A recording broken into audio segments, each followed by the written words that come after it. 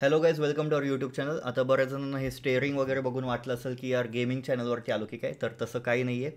तुम्ही wall street मराठीवरतीच आहात. आणि आत्ता माझे 2 ट्रेड्स चालू आहेत जे मी आता तुम्हाला एक्सप्लेन करणार आहे. त्यातला सगळ्यात पहिला ट्रेड म्हणजे गोल्ड USD आणि दुसरा ट्रेड म्हणजे युरो USDचा. ठीक आहे. सो आता मला तुम्हाला हे सांगायचं आहे. आता मी पहिले गोल्डचा ट्रेड एक्सप्लेन करेन आणि युरो USDबद्दल मी एक खूप जास्त इंटरेस्टिंग फॅक्ट ना पुढच्या व्हिडिओत घेऊन येणार आहे. सो आत्ता फक्त आपण फोकस गोल्डवरती करूया. ठीक आहे. सो आय होप तुम्हाला सगळ्यांना चार्ट दिसतोय. सो आत्ता मी 15 मिनिट्सची टाईम फ्रेम ट्रॅक करतो आहे ट्रेड मॅनेजमेंटसाठी. आणि एंट्री मी घेतली होती 1 आवरच्या बेसिसवरती. ओके. सो 1 आवरच्या बेसिसवरती ही जी लेवल तुम्हाला दिसते, ही लेवल एक इम्पॉर्टंट रेजिस्टन्स लेवल होती, ज्यामध्ये मी प्लॅन केलं होतं की ही रेजिस्टन्स लेवल ब्रेक झाल्यानंतर मी एखादं कन्फर्मेशन घेईल आणि त्यानंतर मी प्लॅन करेल की मला गोल्डमध्ये कोणत्या साईडला जायचं आहे. बुलिश ट्रेड तर फिक्स होताच, बिकॉज ओव्हरऑल जर तुम्ही मोमेंटम पाहिला मार्केटचा तर तो बुलिशच होता. ठीक आहे. सो त्यानंतर या पॉईंटला एक चेंज ऑफ कॅरेक्टर माझ्याकडून मिस झाला होता, जो मला मिस नव्हता करायचा ॲक्च्युली, पण काही कारणामुळे मला त्या पॉईंटला एंट्री घेणं पॉसिबल झालं नाही. हे रात्रीचं टाईम होता त्यामुळे. त्यानंतर ही लेवल ब्रीच झाली. सो मला वाटलं होतं की इथे एखादा लिक्विडिटी स्वीप तयार होईल. सो मी थोडंसं वेट करत होतो, थोडासा कॉशियस होतो की मी बाबा एंट्री घ्यायची की नाही. त्यानंतर मग जसं या पॉईंटला मार्केटमध्ये एक हाय क्रिएट झाला, और आपण म्हणू शकतो एक BOS क्रिएट झाला. या पॉईंटला मी एंट्री घेऊन टाकली आणि कीपिंग दिस ॲज माय SL. ठीक आहे. आजची एंट्री मी 3 पार्ट्समध्ये नाही घेतली. मी आजची एंट्री डायरेक्ट एंट्री घेऊन टाकलेली की बाबा जो होगा देखा जाएगा, त्या माइंडसेटमध्ये मी होतो. त्यानंतर बऱ्याच वेळानंतर आत्ता मार्केटमध्ये मागच्या 3 तासांमध्ये हा एक मोठा मोमेंटम पाहायला मिळाला आहे. आणि इथे मी खूप जास्त कॉशियसली काम करतो आहे. कॅन्डल वाईज मी ट्रेलिंग करतो आहे. इथे माझा SL होता आधी, आत्ता माझा SL इथे होता त्यानंतर, आणि आत्ताच्या स्टेजला माझा SL इथे आहे, जेणेकरून मी एक दणकट प्रॉफिट घेऊनच बाहेर पडेल. ठीक आहे. सो आता मेन पॉईंट येतो की ॲनालिसिस करण्यासाठी तुम्हाला काय करायचं आहे, असे प्रॉफिट्स तुम्ही कसे करू शकता बरं. तर मला एवढंच सांगायचं की तुम्हाला यासाठी ना ॲक्युरसी वाढवायची. ॲक्युरसी कशी वाढवली पाहिजे, तर ॲक्युरसी वाढवण्यासाठी तुम्हाला काय करायचं आहे, सगळ्यात पहिली गोष्ट तुम्हाला चार्ट्स स्टडी करणं खूप जास्त महत्त्वाचं आहे, खूप जास्त. आता तुम्हाला कसं सांगू हे बघा. दिवसाला मी पर्सनली अजूनसुद्धा मी 4 ते 5 वर्ष झाले डेली बेसिसला ट्रेडिंग करतो आहे. फॉरेक्स मार्केट असू दे, क्रिप्टो मार्केट असू दे, कमोडिटीज असू दे, और इंडियन मार्केट असू दे. मी काय करतो माहिती आहे, मी सगळ्यात गोष्ट पहिली लक्षात ठेवतो ती म्हणजे की हे बघा, दिवसाला 200 ते 250 चार्ट स्टडी करायचे आहेत. तुम्ही कितीही एक्सपिरियन्स असू दे तुम्हाला, और तुम्ही कितीही नवीन असू दे. आता स्टडी करणे म्हणजे नक्की काय, आता स्टडी करणे म्हणजे नक्की काय, तर तुम्हाला सिम्पली एक वॉचलिस्ट बनवायची आहे. वॉचलिस्टमध्ये तुम्हाला ॲड करायचे आहेत जे काही मी स्टॉक सांगतो ते सर्व. निफ्टी 200, त्यानंतर bank Nifty, Nifty IT, Nifty auto, अशा सर्व इंडेक्स निफ्टी वगैरे, या इंडेक्स तुम्हाला 10 ॲड करायचे आहेत. प्लस निफ्टी 200ची पूर्ण वॉचलिस्ट तुमच्याकडे पाहिजे. त्यानंतर क्रिप्टोचे 5 ते 6 कॉईन्स, फॉरेक्सचे 10 ते 12 पेअर्स आणि कमोडिटीजचे 5 ते 6 इन्स्ट्रुमेंट्स. आता तुमची ही वॉचलिस्ट रेडी झाली सपोज. आता तुम्हाला काय करायचं आहे, दिवसातला 1 ते 1.5 तास तुम्हाला काढायचा आहे, ज्यामध्ये तुम्ही रील्स पाहत असता, ज्यामध्ये तुम्ही यूट्यूब शॉर्ट्स पाहत असता, और काही करत असता, मोबाईलमध्ये टाईमपास करत असता.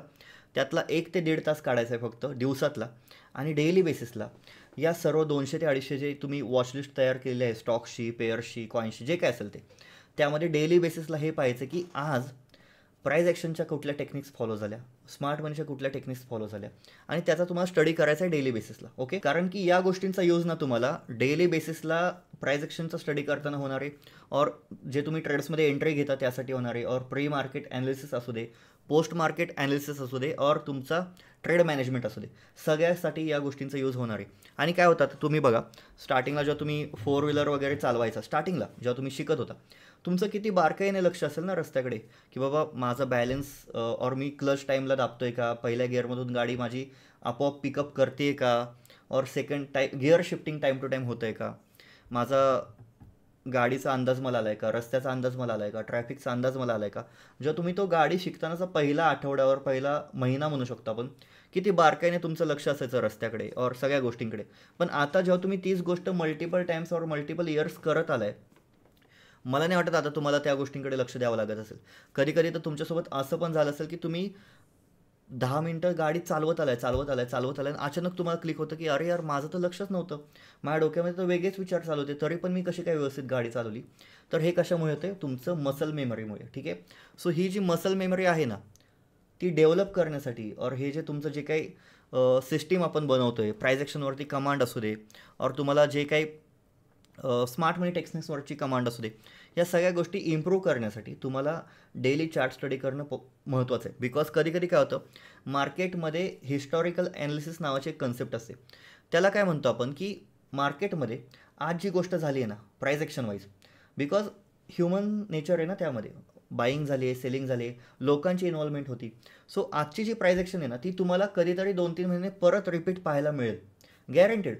मार्केटचं जे स्ट्रक्चर आहे ते रिपीट होत राहतं. मार्केट एका फेजमधून जात असतं आणि त्या फेजमधून जाताना मार्केटमध्ये तेच बिहेवियर पाहायला मिळतं.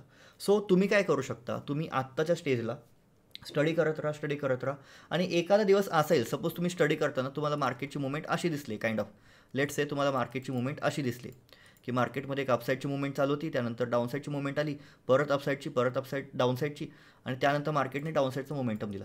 सपोज हे तुम्ही आज स्टडी केलं. कधीतरी असं होईल 2-3 महिन्यांनी की तुम्हाला हेच एक्झॅक्ट मुवमेंट और एक्झॅक्ट प्राईज ॲक्शन पॅटर्न तुमच्या ट्रेडिंग जर्नीमध्ये पाहायला मिळेल आणि तेव्हा तुम्हाला क्लिक होईल की अरे यार, हा पॅटर्न तर मी आधी स्टडी केला आहे, हे सेम बिहेवियर तर मी आधी पण पाहिले.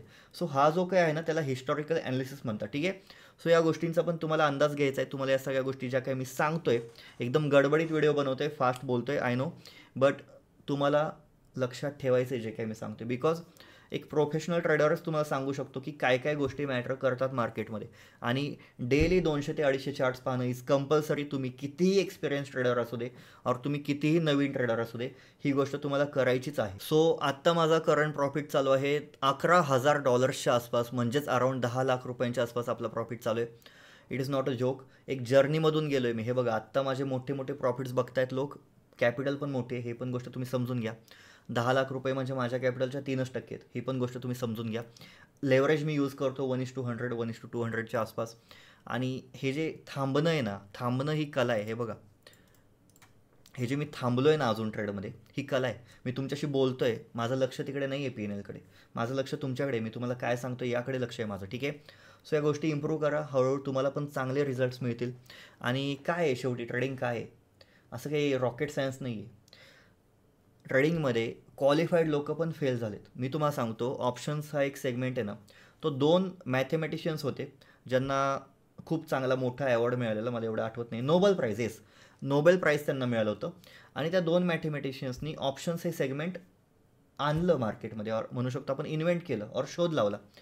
तर त्याच दोन्ही मॅथेमॅटिशियन्सचा एंड कसा झाला त्यांच्या करिअरचा, तर ऑप्शन्समुळेच. म्हणजे जी गोष्ट त्यांनी इन्व्हेंट केलेली त्याच गोष्टीने त्यांना डिस्ट्रक्ट केलं पूर्णपणे. आणि असे लोक सक्सेसफुल आहेत मार्केटमध्ये ज्यांचं क्वालिफिकेशन अगदी क्षुल्लक आहे, 10वी पास, 12वी पास. सो इथे तुमचं क्वालिफिकेशन मॅटर करत नाही, ही गोष्ट तुम्ही लक्षात घ्या. इथे तुमचं मॅटर करतो डिसिप्लिन, माइंडसेट, तुमचा त्याकडे बघण्याचा दृष्टिकोन. तुम्ही जेवढं ट्रेडिंगला इझी कराल, सिम्पल कराल ना, तेवढं तुमचं करिअर स्मूथ होऊन जाईल. बिकॉज कॉम्प्लिकेटेड, आता इथेच जर हा चार्ट तुम्हाला दिसतोय, या चार्टवरती जर मी असे इंडिकेटर्स लावले, सॉरी कॅमेरा थोडासा ऑफ होतो आहे आधीमध्ये, पण ते सोडून द्या, मी जे सांगते त्याकडे लक्ष द्या तुम्ही. असे मी इंडिकेटर्स लावले, ठीक आहे. आता तुमच्या चार्टवरती एक प्रकारचा नॉईज क्रिएट झाला आहे, एक प्रकारचा कचरा क्रिएट झाला आहे. सो तुम्हाला तुमच्या जर्नीमधून ना हा सगळा नॉईज काढून टाकायचा आहे. इंडिकेटर्स सगळे काढून टाका, काहीच गरज नाही आहे.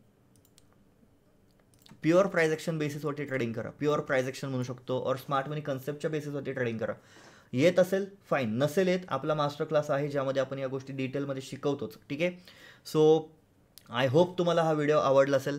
एकदम फास्टमध्ये, क्विकमध्ये मी हा व्हिडिओ शूट केला आहे. आत्ता वाजलेले आहेत रात्रीचे 10, ओके, 10च्या आसपास टाईम झाला आहे, 9:40 म्हणू शकतो.